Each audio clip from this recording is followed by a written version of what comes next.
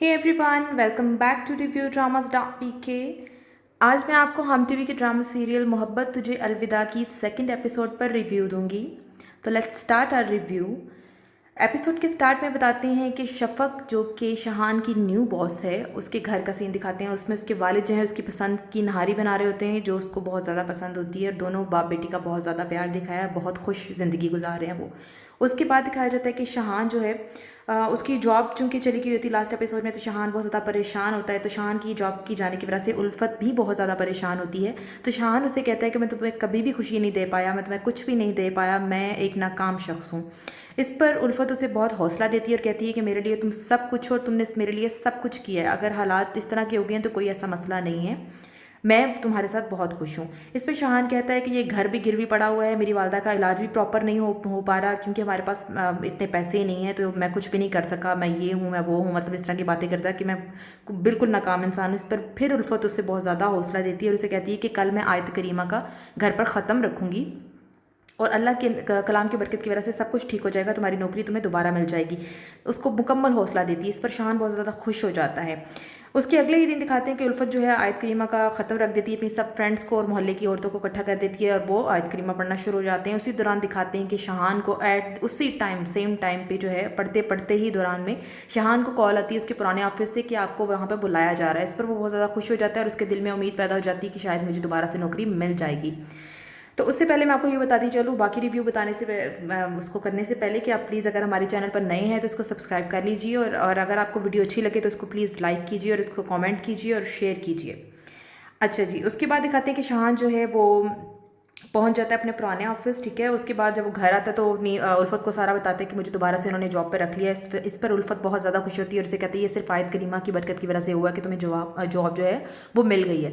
इस पर शान भी बहुत ज़्यादा खुश होता है, एकदम वो घड़ी को देखता है और उसको याद आता है कि आज उसकी 10th एनिवर्सरी है। तो वो अपनी वाइफ को विश करता है कि आज हमें 10 साल हो गए हैं इकट्ठे, तो बहुत बहुत मुबारक हो। तो इस दफ़ा तुम्हारे लिए ये सरप्राइज़ है कि मैं तुम्हें तुम्हारी पसंद का गिफ्ट दूंगा, जो कि तुम्हें मैं 4 साल से नहीं दे सका।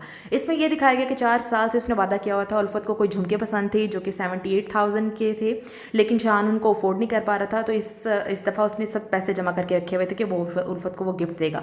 लेकिन अगले ही दिन जैसे ही शाहान जो है वो ATM पे जाता है पैसे निकलवाने के लिए, वो निकलवा के आता है तो वो मोबाइल स्नैचर्स जो हैं उसकी बाइक रोक के तो उससे पैसे छीन के चले जाते हैं। मतलब वो फिर नहीं ले पाता, बहुत ज़्यादा परेशान होता है। वो अपने दोस्त की तरफ जाता है, उसको सारा मामला बताता है कि मेरे पैसे चोरी हो गए हैं, अब मैं उल्फत को क्या गिफ्ट दूँ, मैं उसको बता चुका हूँ कि मैं तुम्हें गिफ्ट दूंगा।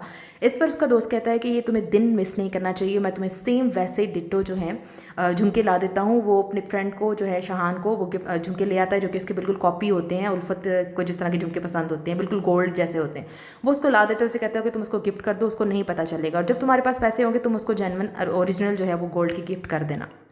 इस पर शाहान जब वापस आ जाता है बहुत ज़्यादा मतलब घर आता है और सब अपनी माँ और उल्फत को बताता है कि मेरे साथ ये मामला पेश आया, मतलब मैं मोबाइल स्नैचर्स पड़ गए थे तो मेरे साथ हाथापाई हुई है, वो इस तरह की बातें करता है। उल्फत बहुत ज़्यादा परेशान होती है। बहुत अच्छा उसका वहाँ पे दिखाते हैं कि वो परेशान उसको नहीं देख सकती। उल्फत का ये दिखाया है कि इस एपिसोड में कि वो बिल्कुल भी शाहान को परेशान बर्दाश्त नहीं करती, बहुत ज़्यादा कंसर्न हो जाती, कहती मुझे कुछ नहीं चाहिए, मुझे कोई झुमके नहीं चाहिए, मुझे सिर्फ तुम्हारी ज़िंदगी अजीज़ है। लेकिन शाहान उससे कहता है कि झुमके तो मैं तुम्हारे लिए ले आया हूँ। इस पर वो बहुत ज़्यादा खुश होती है और पहनती है, और नेक्स्ट डे ही वो अपनी फ्रेंड्स को दिखाने के लिए जाती है। जैसे ही वो अपनी फ्रेंड्स को दिखाने के लिए सरप्राइज़ देने के लिए जाती है कि मेरे हस्बैंड ने मुझे ये गिफ्ट किया है, वहाँ पे एक बहुत ज़्यादा इशू क्रिएट हो जाता है और उल्फत का जो है वो प्रॉपर जो है वो इस टाइम मजाक बन रहा होता है, बिकॉज उसकी फ्रेंड्स पहचान जाती हैं कि ये नकली झुमके है और उसको कहती हैं कि तुम्हारे हस्बैंड ने तुम्हें पागल और बेवकूफ़ बना दिया।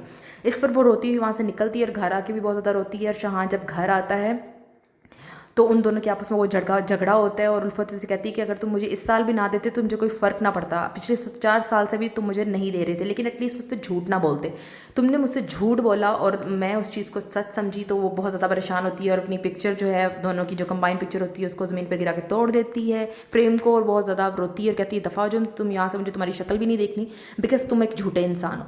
और शाहान ये बात सुन के बर्दाश्त नहीं कर पाता और वो घर से निकल जाता है।